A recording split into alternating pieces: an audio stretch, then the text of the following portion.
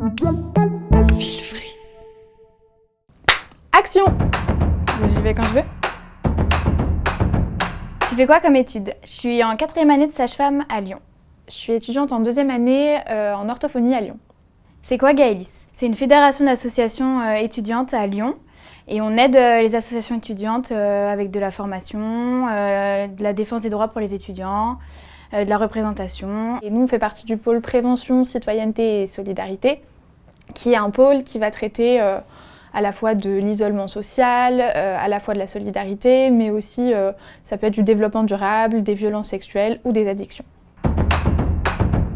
Quelles addictions touchent les étudiants? L'alcool, le tabac, les drogues, les jeux d'argent. On parle principalement des drogues et de l'alcool au quotidien parce qu'on y est beaucoup confronté avec les soirées.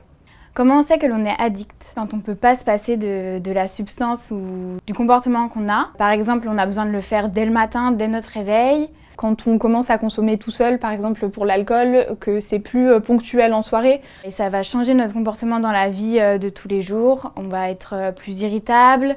On peut par exemple délaisser ses études, délaisser son travail, s'isoler.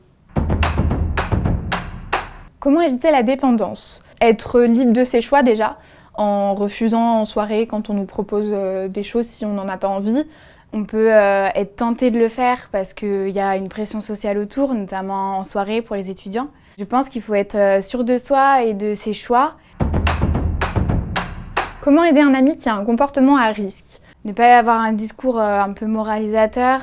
Par exemple, ne pas lui faire des reproches en lui disant qu'il détruit sa santé ou qu'il fait du mal autour de lui, qu'il fait du mal à lui-même. Ça va pas l'aider. Ça va plus accentuer le déni et la culpabilité et ça peut l'encourager à plus consommer. Il faut plutôt parler avec lui, lui demander pourquoi ça a commencé, c'est quoi qui lui a fait continuer de consommer et ensuite lui demander s'il veut de l'aide. Vers qui se tourner pour se faire aider? On peut se faire aider par son entourage. Ça peut être des amis, de la famille ou des personnes avec qui on sent qu'on est en confiance et qu'on peut se confier.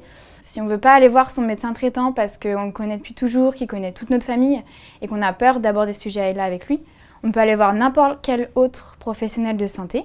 On peut aller voir donc, le service de santé universitaire, il y en a sur les 3 universités de Lyon. On peut aller dans les espaces jeunesse de la ville qui souvent sont très ouverts sur des sujets comme ça et très informés. Et ça peut également être des plateformes, que ce soit téléphoniques ou des plateformes internet. Le mot de la fin, il faut être au courant des risques qu'on prend et des aides qu'il peut y avoir. Le plus safe, c'est toujours de ne pas consommer, de toujours pas essayer et d'être conscient que c'est dangereux.